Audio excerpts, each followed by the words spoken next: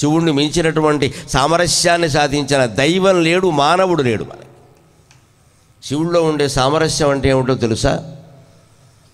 ఆయన వాహనాలు గమనించండి. ఆయన వాహనం ఎద్దు, అమ్మవారి వాహనం సింహం. ఈ సింహం కనుక ఒక్క దెబ్బ వేసేదలుచుకుంటే పొద్దున్న 2 ఇడ్లీ సాంబార్కి సరిపోతుంది ఎద్దు. కానీ ఇంతవరకు అమ్మవారి వాహనం శివుడు వాహనం జోలికి వెళ్ళలేదు. ఆ రెండు కలిసే ఉన్నాయి. ఇంకా విచిత్రమైన విషయం, ఒక రాజు పండితుల సభ జరుగుతూ ఉండగా ఓ ప్రశ్న వేసాడు. ఏమండి, దేవుళ్ళు కూడా విషం తాగుతారండి? ఎక్కడైనా మానవులు తాగారంటే అర్థం ఉంది. సంసారంలో బాధలు పడలేక విషం తాగుతారు, లేకపోతే ఉద్యోగంలో బాధలు పడలేక తాగుతారు, ఏదో ఉంటాయి, రకరకాల ఆత్మహత్యలు చేసుకుంటారు, లేకపోతే ఎక్కడో దేవుడు కోచింగ్ శిక్షణ కోసం పంపిస్తే శిక్షణ ఒత్తిడి తట్టుకోలేక ఆత్మహత్యలు చేసుకుంటారు, అలా ఉంటాయి. కానీ శివుడికి ఏం భయం అండి? శివుడు పరమశివుడు కదా, అమ్మవారు ఆయన భార్య కదా. రత్న గిరవేయ చింతాకలోల ముక్త ఫలాన్విత అరుణారుణ కౌసుంభ వస్త్ర భాస్వత్ కటీతటి కనకాంగద కేజూర కమనీయ భుజాన్విత అయినటువంటి అమ్మవారు భార్యగా ఉండి సాక్షాత్ అన్నపూర్ణాదేవి కదా, ఆయనకి ఏం కష్టం వచ్చిందని విషం తాగాడు అని అడిగాడు. హలాహల భక్షణం చేశాడు కదా. ఎవరైనా కష్టం వస్తే విషం తాగుతారు కదా, జీవితాన్ని తట్టుకోలేక. అంటే వెంటనే పండితుడు అన్నట్ట, ఆయనకు ఉండే కష్టాలు నీకేం తెలుసండి? మనం ఎంతసేపు మన కష్టాల గురించి ఆలోచించి దేవుణ్ణి పోగొట్టమని అడుగుతాం. దేవుడు వెంటనే పక్కనున్న అమ్మవారికి ఇచ్చేసి, పార్వతి మన కష్టాలు మనకుంటే వీడేవాడు మనకొచ్చి కొబ్బరికాయ కొడుతున్నాడు ఇక్కడ సంత అంటట్ట. మన కష్టాలు మనకున్నాయి, మన కష్టాలు పోవాలి కదా. అంటే మరి ఆయనకున్న కష్టాలు ఏమిటండి అంటే, అత్తుం వంచతి వాహనం గణపతేర్భూష భుజంగం కృధా. వినాయక చవితి వచ్చింది, పెద్ద కొడుకు కదా, అందుకని శివుడు అడిగట్ట పార్వతీదేవి, అబ్బాయి పెద్ద కొడుకు కదరా, ఏమైనా మంచి బట్టలు అవి కొనుక్కుంటావా? ఏం కొనుక్కుంటావు నాయన, నీ కోరిక ఏమిటో చెప్పు, నీ పుట్టినరోజు కదా అన్నట్టు. వినాయకుడు అన్నట్ట, ఏం వద్దు నాన్నగారు, ఇవన్నీ నాకెందుకు వచ్చింది, మన కుటుంబ సభ్యులం అంతా కలిసి ఉంటే చాలు, ఇంకేమి నాకు అక్కలా కుదరట్లేదు. మీరు వెళ్ళి కాశీలో ఉంటారు, అమ్మ వెళ్ళి కనకదుర్గ కదా విజయవాడలో ఉంది, నన్నేమో కాణిపాకంలో బారేశారు. ఇక తమ్ముడు సుబ్రహ్మణ్య స్వామినాడు ఆయన బిక్కవల్లో బారేశారు పెట్టుకెళ్ళి. నలుగురు 4 చోట్ల ఉంటున్నాయండి. భక్తులు కొబ్బరికాయలు కొట్టి చంపేస్తున్నారు మన ఇక్కడ. ఏం వద్దు, నా పుట్టినరోజు నాడు అందరూ ఓ చోట ఉంటే చాలు అంటే శివుడు అన్నట్టు వెంటనే మరి మీడియా వారిని పిలవాలి కదా అన్నట్టు. పిలుచుకుంటే తప్పే ఉందని. మరి అందరూ నాకు మీడియా వారు రారా? వాళ్ళు కూడా వచ్చారు, వాళ్ళ కెమెరాలు వాళ్ళు పట్టుకొని వస్తారు కదా, ఎక్కడికి వచ్చినట్టే అక్కడికి వచ్చారు పాపం శ్రమపడి.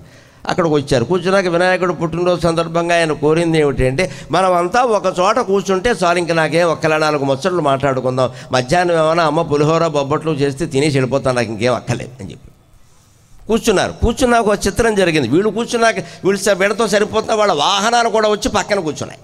వినాయకుడు వాహనం ఎలక, అమ్మవారి వాహనం సింహం, శివుడు వాహనం ఎద్దు, కుమారస్వామి వాహనం నెమలి. ఇవన్నీ పైగా ఈయన మెడలో పావు ఒకటి, ఇదోటి అదనంగా ఇక్కడ మొత్తం అన్నీ వచ్చేసి ఇక్కడ కూర్చో, మేము ఫోటో దిగుతాం మీరే దిగాలి ఏమిటి అని ఫోటోగ్రాఫర్ స్మైల్ అనగానే పావు ముందు నవ్వింది అందరికంటే, స్మైల్ అని. వాడు చూస్తాడు, ఫోటో తీయలేడు ఇంకా.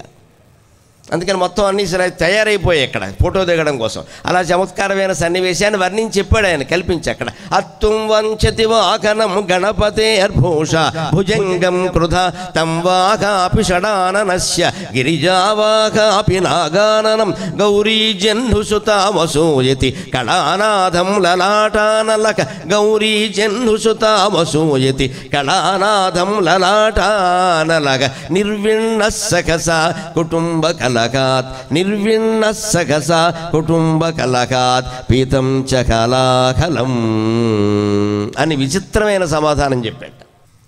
అందరూ కలిసి కూర్చుని ఏదో కాస్త 4 ముచ్చట్లు మాట్లాడుకుందామని చూస్తుంటే అనుకోకుండా పాముకి తిన్నగా ఉండే లక్షణం లేదు కాబట్టి, ముడుచుకుని కూర్చోవడానికి దానికి కాళ్ళు కూడా లేవు కాబట్టి, అది మెడలో అటు ఇటు జరుగుతూ నెమ్మదిగా కొంచెం కిందకు వచ్చింది. ఈ మాట గుర్తుపెట్టుకోండి, మళ్ళీ చివరిలో ఉంటుంది దీనికి సమన్వయం.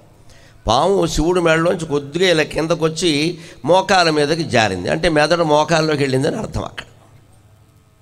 అక్కడికి వచ్చింది. అక్కడికి వచ్చేసరికి దానికి ఏం బుద్ధి పుట్టింది? అత్తుం వంచతి వాహనం గణపతేర్భూష భుజంగం కృధ. పక్కనే వినాయకుడు పక్కనే ఎలక కనపడింది. అప్పుడు పాము కనిపించింది. ఈ నేల బట్టి ఎప్పుడు అనిపించలా. ఈ ఎలకను చూడగానే ఒక్కసారి గుటకాయ ఎస్వాక అంటే పోలా తిని చాలా కాలమైంది, అస్తమానం ఇక్కడికి వస్తూనే ఉంది ఎలక. అయినా సరే దీన్ని ఎలాగే పోనించో, ఫ్రీగా వచ్చేదాన్ని ఎవరన్నా పోగొడతారా? అన్ని ప్రభుత్వాలు ఉచిత పథకాల మీదే కదా బతుకుతున్నాయి. అందుకని ఫ్రీగా పట్టుకొచ్చి వస్తుంటే ఎలకొచ్చింది ఇక్కడ ఒక గొక్కేసేస్తే పోలా, అది ఎవడ ఎలకైతే నాకెందుకు వచ్చింది. అసలు ఏమైనా పావునన్నాక ఎలక పెట్టాలి కానీ, జాతి సహజమైన ఆహారం పెట్టాలి కానీ, ఏమిటో అమాయకులు తెలుగువారు పాముకు పాలు పోస్తారు, నేను పాలు తాగనని వాళ్ళకి తెలియదు కదా అనుకుంటుంది. పాలు ఎందుకు, నాకు పాలు తాగనే, నాకు ఎలకలు కావాలి, కప్పలు కావాలి. ఎవడు ఎలక తేడు కప్ప తేడు ఇక్కడ దొరికింది, ఓ దెబ్బేస్తే అయిపోయా, గుడ్ మార్నింగ్ అనుకుంది. అనుకుని వాహం భుజంగం కృధ, వెంటనే దానికి కోపం వచ్చింది, వెంటనే ఎలకని మింగేద్దాం సర్రమని పగిలింది, ఎలక పరిగెట్టేసింది దాని ప్రాణం. అంతవరకు ఇది ఎప్పటికీ అలాంటి ఆలోచన చేయలేదు, అది పరిగెట్టే అవసరం రాలేదు, వచ్చేసింది ఇక్కడ. ఎలక పరిగెట్టేసింది వెంటనే. తంవాకాపి షడాననశ్య, ఎలక కోసం పాము పరిగెడుతుంటే సుబ్రహ్మణ్య స్వామి వాహనమైన నెమలి పామును చూసింది. అయ్య బాబు, నాకు పామే కదా ఆహారం, నేను బతికేదా దాని మీద, పక్షులన్నీ పాములు లేదంటాయి కదా, పైగా మాకు పక్షులకు ఆకలి ఎక్కువ. తతక్షీక్షణక్షుధావయం అని రామాయణంలో చెబుతారు, పక్షులకు ఆకలి ఎక్కువ. రామాయణంలో చాలా విచిత్రమైన మాట చెబుతాడు వాల్మీకి మహర్షి, మనమంతా జాగ్రత్తగా ఉండాలి. సంపాతి అనే పక్షి, ఈ వానరులు కొన్ని వేల మంది అక్కడికి సీతాన్వేషణ కోసం రావడాన్ని చూసి వాళ్ళు ఏదో అనుకుని మనకు ఆహారం దొరికింది కదా అని మింగేద్దామని చూస్తాడు, నోరు తెరుస్తాడు గట్టిగా. అంగదుడు ఉంటాడు అక్కడ, ఏమయ్యా నీ ఇల్లు మింగేస్తాడు, సగం మంది లోపలికి వెళ్ళిపోతారు, ముక్కులు నోరు మధ్యలో ఉంటారు ఇక్కడ. అందులో ఈ అంగదులు వీళ్ళు మాట్లాడుకుంటూ ఎవడో సీతాదేవిని వెతకడానికి వచ్చాం, మన వీడెవడో మింగేస్తున్నాడంటే, సీతాదేవి అన్న మాట విని మొత్తం నోట్లో ఉన్న వాళ్ళందరినీ పెట్టి కుదిరేశాడు ఆ సంపాతి. విని మీ ఇల్లు బంగారంగానే సీతాదేవిని వెతకడానికి వచ్చారా, నేను మీకు జాడ చెప్పడం కోసమే ఇక్కడ ఉన్నానయ్యా, నన్ను మీకు జాడ చెప్పమని చెప్పిన మహర్షి మతంగ మహర్షి, ఆ మహర్షికి నేను భక్తుణ్ణి శిష్యుణ్ణి, అందుకని ఇక్కడ ఉన్నాను అన్నాడు. సమరసతా వేదిక సాక్షిగా నేను ఒక గొప్ప మాట చెప్పడానికి చాలా ఆనందిస్తున్నా. ఆ మతంగ మహర్షి మాదిగ కులానికి చెందినవాడు, మహాతపస్సు చేశాడు. మతంగా అనే శబ్దం నుంచే మాదిగా అనే పదం వచ్చింది. అమ్మవారు స్వయంగా మాతంగ కన్య, జయ మాతంగ తనయే, జయ నీలోత్పలద్యుతే, జయ సంగీత రసికే, జయ లీలా సుఖప్రియే, శ్యామలా దండకంలో ఉన్న విషయం. అంతటి గొప్పవాడు మాతంగ మహర్షి. ఆయన శిష్యురాలే శబరి. ఆ మతంగ మహర్షి నాకు రెక్కలు వచ్చాయని చెప్పాడు ఆయన. నీ ఆహారం నీ దగ్గరికి వస్తుందయ్యా అన్నాడు. అందుకని నేను ఇక్కడున్నాను, మీరు వచ్చారు మింగేశాను అంటే, అప్పుడు అంగదుడు అడుగుతాడు, ఊరికే సమాచారం కోసం అడుగుతున్నానయ్యా, మనలో మనవాడు నీ ఇల్లు బంగారంగా 500 మందిని మింగేశావు, తినేస్తావా, అరుగుతుందా అన్నాడు. ఇది టిఫిను, మధ్యాహ్నం భోజనం 5,000 లెక్క అన్నాడు. వాడి కెపాసిటీ అది. అంత ఆకలి ఉందా నీకు అంటాడు. నాకు ఆకలి ఉండంగా లోకంలో ఎవరికేమున్నాయో చెబుతాను చూడు అంటాడు. తీక్ష్ణకామాస్తు గంధర్వాహ, తీక్ష్ణకామా భుజంగమాక మృగాణాం చ భయం తీక్ష్ణం. శివుడు పేరు చెప్పాం కదా, అందుకని వచ్చేసింది వెంటనే ఇక్కడికి. మృగాణాం తు భయం తీక్ష్ణం తతస్తీక్ష్ణక్షుధావయం. గంధర్వులకి కామవాంఛ ఎక్కువ, పాములకి భయం ఎక్కువ.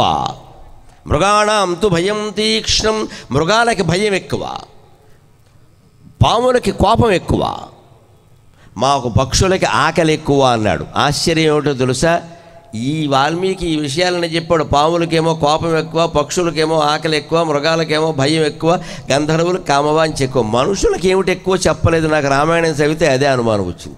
రామాయణం చదివేది మనుషులు కదా, పాములును ఒక పక్షులు చదవవు కదా. పాముల గురించి ఎందుకంటే చెప్పడం, మనుషులకి ఏమిటో చెప్పాలి. అదే ధ్వని, రామాయణంలో ధ్వని అంటారు. అంటే ఏమిటో తెలుసా, మనుషులకి 4 ఎక్కువే, అందుకే చెప్పలేదు. మనకు అన్నీ ఎక్కువే, అసలైన చోట ఉండవు, వేరే చోట ఉండవు. భయపడకూడని విషయానికి భయపడతాం మనం, భయపడవలసిన విషయానికి భయపడం మనం. ఉప్పుజూచి భయము, ఊరగాయ భయము, పుట్టుమత్స భయము, పూజ భయము, తీపి తినగ భయము, దిష్టి అన్న భయము, భయము లేనిదొకటే పాప భయము.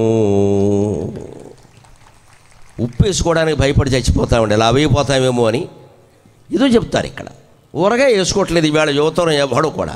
శుభ్రంగా ఊరగాయ వేసుకుని తినండి, సంతానం కలకపోతే నాది పూచి. ఏం తింటారండి, తిండి మానేసాక సంతానం ఎలా కలుగుతారండి? సరైన తిండి లేదు, అన్నిటికీ భయాలే. ఇక పూజల్లో మనకున్న భయాలకి లెక్కలేదు. మా ఫోన్లో మోగేది దాని గురించే. అలా పెట్టచ్చండి, ఇలా పెట్టచ్చండి, ఇలా చేయించండి, అలా మొత్తం మీద చేయడం మానేశాడు. ఈ శంకలు ఎక్కువయ్యాయి. మంగళవారం చేయొచ్చా, శుక్రవారం చేయొచ్చే. అన్నం తినడానికి ఎవడు మంగళవారం తినొచ్చా, శుక్రవారం తినొచ్చా అంటలేదు, తినేస్తున్నారు 3 పూట్ల. పూజ అంటే భయం, పుట్టుమచ్చ అంటే భయం, శకునం అంటే భయం, అన్నీ భయమే. అసలు ఉండవలసిన భయం ఏమిటి? పాప భయం. ఒక మహాపాపం చేయడానికి భయపడాలి కదండి. మనం ఆలోచించకుండా ఎలా చూస్తున్నామండి.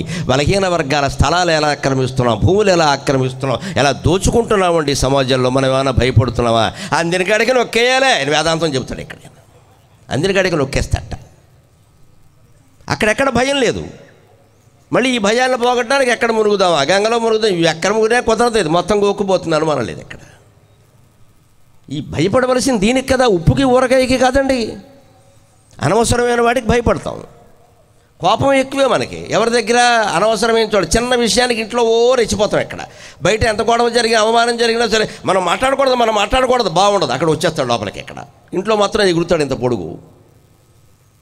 ఎక్కడ కోప్పడాలో అక్కడ ఉండదు, అనవసరమైన చోట. ఎక్కడ భయపడాలో అది ఉండదు, అది చెబుతాడు ఇక్కడ ఆయన. పక్షులకు ఆకలి ఎక్కువ, అందుకని వెంటనే నెమలు అనుకుందట.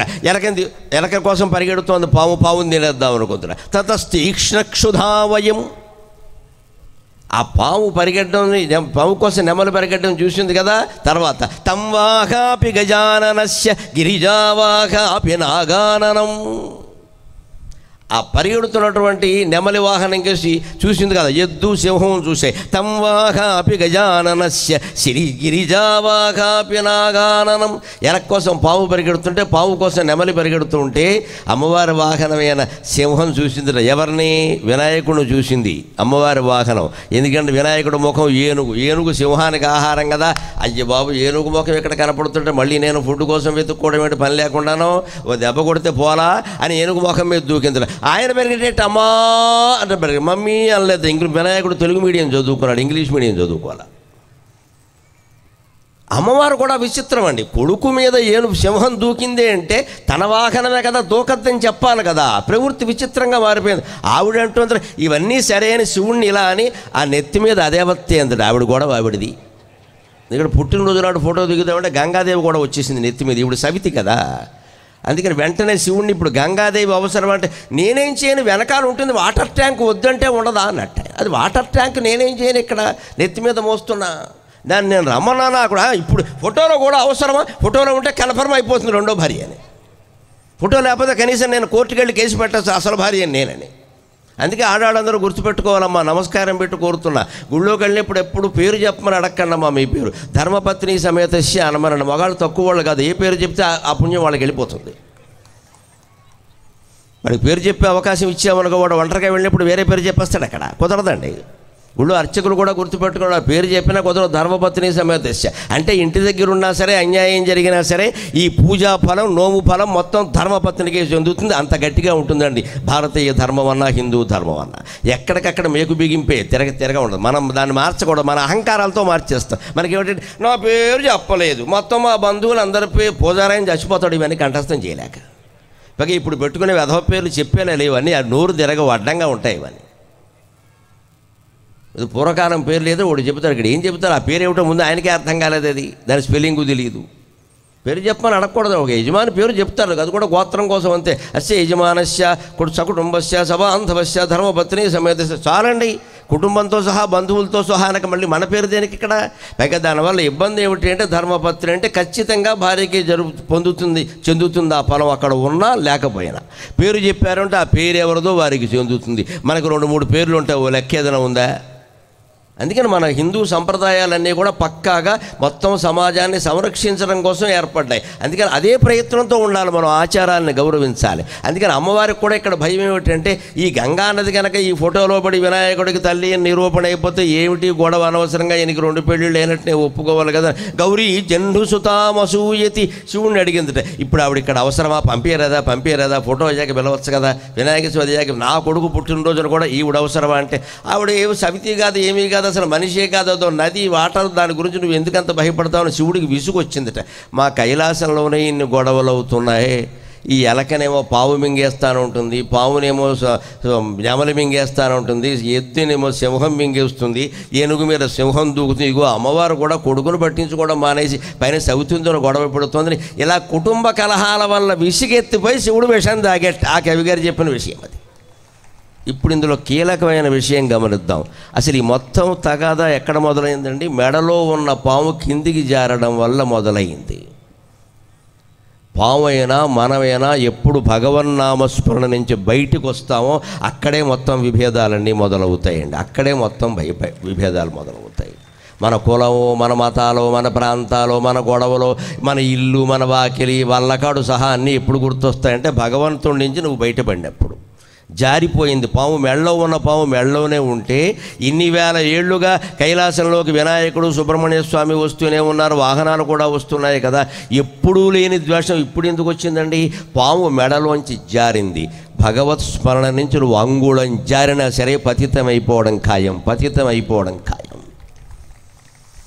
ఆ భగవత్ స్మరణలోనే మనం ఉంటే సదా జనానాం హృదయే సన్నివిష్టః అంగుష్టమాత్ర పురుషోంతరాత్మ. సదా జనానాం హృదయే సన్నివిష్టః తమక్రతుః పశ్యతి వీతశోకః ధాతు ప్రసాదాన్ మహిమానమాత్మనః.